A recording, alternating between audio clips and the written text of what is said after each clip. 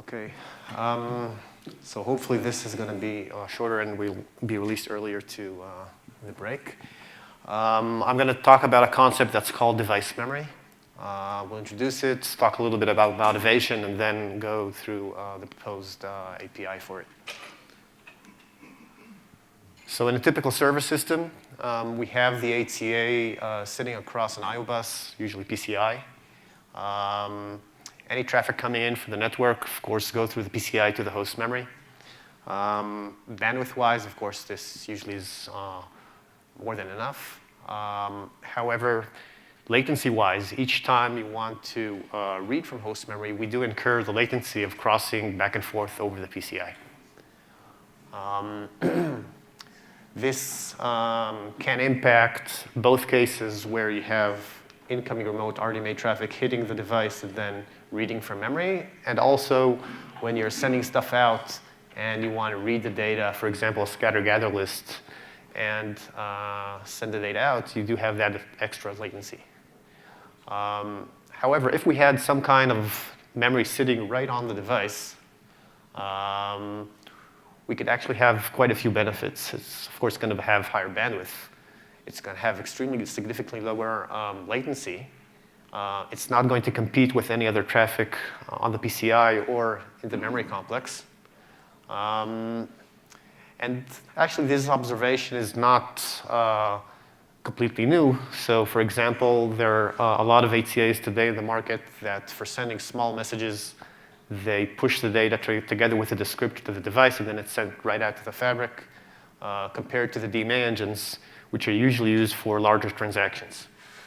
But the observation here is, what if we make this kind of device memory, rather than some kind of internal hardware or device driver resource, what if we expose it to the application? So this is basically the concept of device memory. And by doing that, we can both manage it for staging and sending buffers that you want to send, and also we have a new target for our RDMA. So just to see a few examples of why or how this can benefit. So the first thing is basically increasing the transaction rate of remote operations, like small reads or, most importantly, atomic operations. So you can conduct distributed locks or distributed counters by holding these locks and counters on the device memory. And then even on a single connection, you can pipeline an enormous amount of atomic operations, something that today is just restricted by the latency of the memory. The second use case is the staging buffer. So right now, we can inline data with the descriptors or wookies for relatively small data. But now with device memory, we can basically span larger and larger data portions of doing that. Of course, at some point, there's a trade-off where DMA is better, but we can now have a much wider range.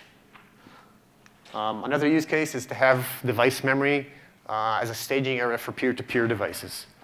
So at least now, memory on device is not that common. We've heard Bernard talking about NVMe devices that don't have CBs yet. So if we had a large device memory on an HCA, we could basically use that as a controlled memory buffer for a lot of other devices that don't have it. The final example is actually saves bandwidth from the PCI. Let's say that you want to do some kind of multicast reliably.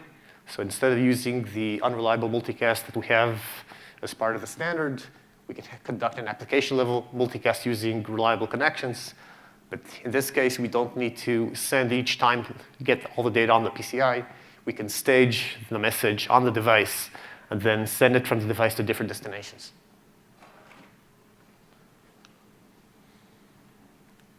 OK. So let's go over a few concepts of device memory. The first thing to notice is that it is shared resource. It sits on the device. It's not associated with any process. It's not part of any address space. And this means that applications need to explicitly allocate an object or a buffer on device memory in order to use it.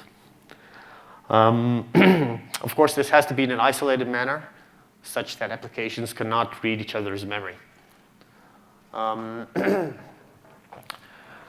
Okay. Each of these objects, since it's not part of the address space, forms its own kind of address space. So we have these new device memory objects, which are allocated on each device context that application opens. And each object comprises its own zero-based address space. So once you allocate an object, then you can refer it using a zero-based offset. As I said before, these device memory objects can be accessed both from the CPU and by RDMA transactions. The final point I want to note is that we don't couple allocation and registration. So maybe the simple case is that you allocate a device memory object and register it completely with a memory region, but you can also have multiple registrations covering that device memory, different portions of it, different permissions, different protection domains. So in terms of registration, you just treat it like any other piece of memory.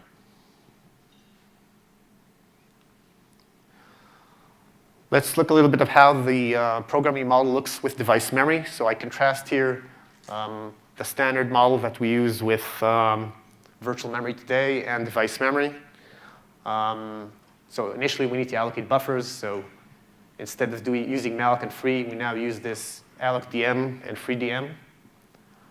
Registering a buffer. Right now, we use regmr and provide the process virtual address for the registration. With device memory, we're going to use a new API called regdmmr. And the reason for a new API, as we'll see, is that it has different parameters. In terms of populating the buffers, reading and writing to them, well, we can then copy if it's host memory or just direct pointer access. With device memory, we added an API to either transfer data from the host to the device or back, kind of like how GPUs are doing it.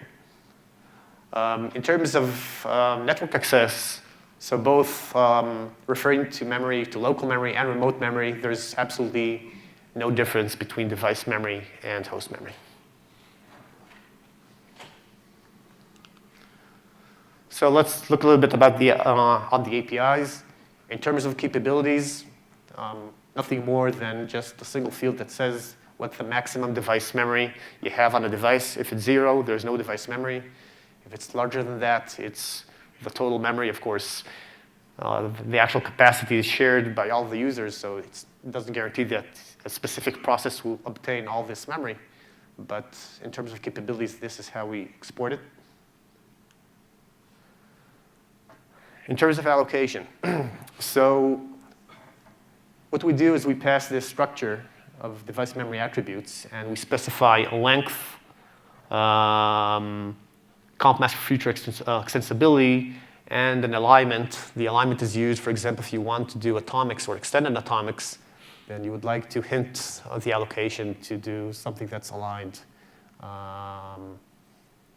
as required by atomics. I'd like to mention that the allocation size is not page-sized. It is byte granular. On some devices, device memory is a very scarce resource, and allocating it in 4K chunks would be too prohibitive. After you allocate device memory, you just get back this IBVDM object, which is a path to the application, and it's used for further API calls. In terms of registration, the parameters that you pass in is the previous allocated device memory object, an offset, which is zero-based relative to this object, length, again, in byte granularity, and the standard access flags. So that's simple enough. In terms of host access, we have these two APIs. Again, you provide the device memory object, zero-based offset, the host address that you want to copy in or copy out of, and a byte granular length. I'd say that when we designed this concept, one of the thoughts was, why not expose device memory using mmap instead of allocating through a special API and copying in and out? And eventually, we decided to go with this more abstract API approach for two reasons. The first is, as I've already mentioned, we don't necessarily want to allocate device memory in 4K chunks. And more importantly, the second is that we didn't want to bind vendor implementations of device memory to be something that's always needs to be mapped on a bar of a device that could be accessed by pointers. By having this API, we can have a lot of implementations around there. Also, I think in terms of abstraction, even if you expose a direct MMIO bar directly to the application, you still want to do the flush of the cache lines and have a more cleaner API. So this is the reason why we didn't just provide a pointer.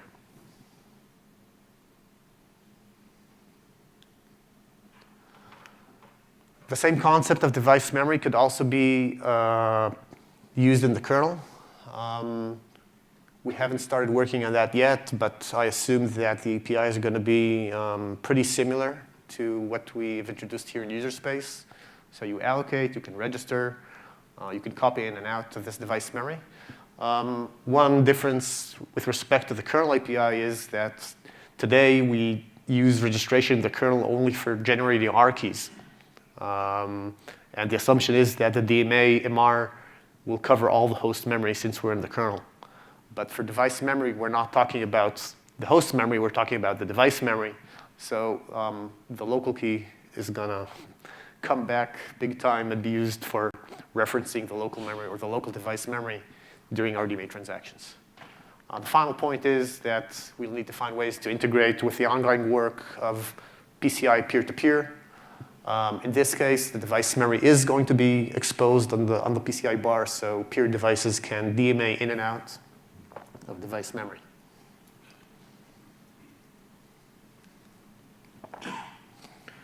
Okay, I'll conclude with the status and some ideas for future work. So the notion of the user API is scheduled to be accepted for kernel 4.17. It's based on the new kernel ABI that Matan has been pushing. In terms of future work, the next thing up is to design the kernel interfaces and start to consider different kinds or classes of device memory. For example, you can have a device memory that's maybe a scarce resource but has a lot of performance, like implemented in SRAM. Maybe some devices would like to use device memory in DRAM, which has larger capacity but less performance. You can think about memory hierarchies, where device memory is used as a cache to host memory. So when things have locality of reference, you're operating directly out of the cache, but if not, you're spilling to host memory. And I think the final point to think about is integration with upcoming coherent protocols between devices and the CPU, in which case you can have device memory actually be, we're going back to virtual memory. So the device can actually cache lines of the application address space, and that way it just operates transparently. Now, I don't think that this kind of thing should just be completely transparent like CPUs access their caches today, because inherently the device memory is going to be much smaller than the host memory. I mean, and we would probably still want to dedicate this kind of caching to specific workloads that don't access random, terabytes of memory.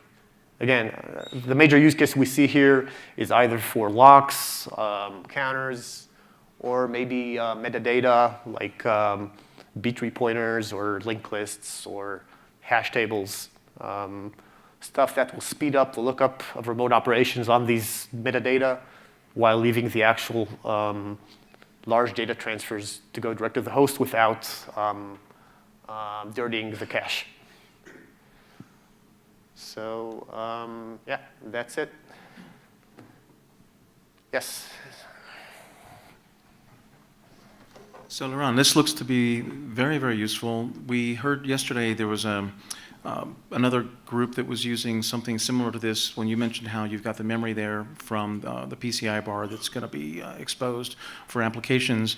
I think yesterday the Ohio State guys were mentioning how they're using IV-SHMEM to be able to share memory across different virtual machines or containers.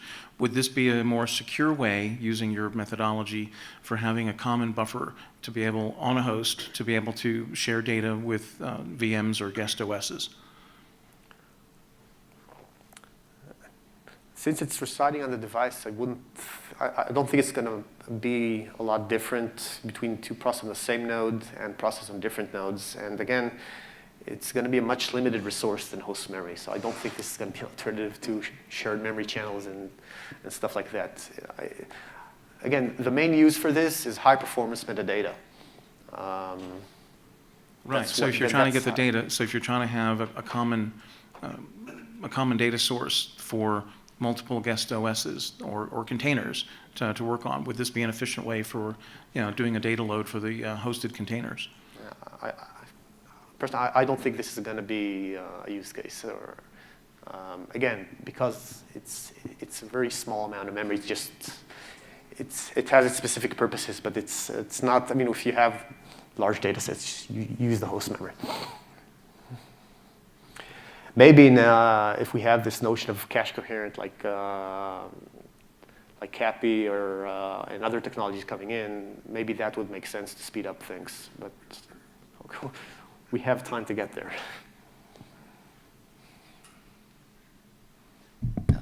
I was going to ask a related question to IVH, because if we integrate it with the shared memory map, then it can be used with the huge page mappings, but you seem to suggest that there's very little amount of memory. How much memory is there in the device? What is the order? Is it few kilobytes or? It depends on the devices. It could be as small as a megabyte or hundreds of Ks, and it could be several megabytes. Again, depending on the architecture. If it's DRAM backed, then you can go much higher. It's going to depend on the device. Is it not similar to how the graphical cards use on-device memory? Why is it not mapped the same way? GPU cards? It's similar in the sense that you now have two domains of memory that have different performance characteristics, like GPUs, but I don't think the use cases are going to be similar. I don't think that HCAs are going to put gigabytes of memory on the board. I don't know. Okay. If somebody has an interesting use case for that, I'd like to hear it. Hi, it's an interesting concept.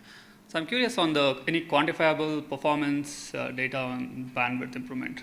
So how is this going to be different from the host memory in terms of hitting the line rate of bandwidth, or is there any other use case where you have some data on performance improvements? Mm-hmm. So I said I identify three main concepts where this could be particularly useful. The first is atomic transactions, where you have to do that read, modify, write, and the read takes time over the PCI. So now we'll have orders of magnitude faster atomic transactions. The second is the ability to do non-posted data out to the fabric for any message size. Again, at least as large as it makes sense, but not do it transparently, but do it judiciously with application control. And I think the final thing is to save bandwidth on the PCI for multicast replication. I think that's probably the major thing. We do have issues with bandwidth on the PCI. Today, more or less the fabric bandwidth and the PCI bandwidth are more or less in par and the same. In some cases, even the fabric has a higher bandwidth than the PCI. So if we're able to send multicast to the fabric without pulling the data again and again from the host, it's a big win.